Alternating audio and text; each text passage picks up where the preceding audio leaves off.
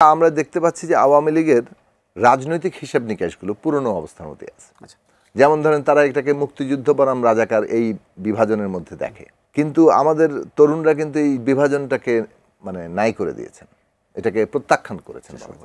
কিন্তু তারা ভাবছেন এখনো বোধহয় এই মুক্তিযুদ্ধ বনাম রাজাকার এই বিভাজন দিয়েই বোধহয় তারা আবার রাজনীতিতে ফিরতে পারবেন। সেই কারণে তারা অনেক ক্ষেত্রে এটা আমরা শুনতে পাচ্ছি যে ও আচ্ছা আওয়ামী লীগ বোধহয় জামাত ইসলামীকে ভোট দিয়ে দিবে, যাতে করে জামাত ইসলামী ক্ষমতায় আসলে তাহলে তার আওয়ামী লীগের ফিরে আসার একটা বাস্তবতা সৃষ্টি হয়। এই কথা কিন্তু বেশ বাজারে চালু আছে এবং আওয়ামী লীগেররাও সেই ধরনের একটা জায়গা থেকে বলেন।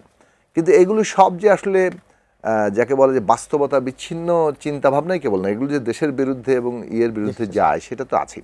মূলদা বিষয় হচ্ছে যে হ্যাঁ, আওয়ামী লীগের লোকেরা তুলনামূলকভাবে মানে কাকে ভোট দিবেন এইটা পার্টিগত ডিসিশন তো একটা হয়তো হবে, তাতে কিছু লোক প্রভাবিত হবে, কিন্তু বেশিরভাগ আমাদের বিবেচনায় বেশিরভাগ আওয়ামী লীগ সমর্থক অথবা মধ্য পর্যায়ে কর্মী কিংবা অথবা সমর্থকরা, যেটা বড় অংশ এবং ভোটার যারা, তারা কিন্তু এবার অনেকভাবে স্বাধীন বিবেচনার জায়গা থেকে দেবেন, তাদের নিজেদের পছন্দ অথবা প্রয়োজনীয়তা ইত্যাদি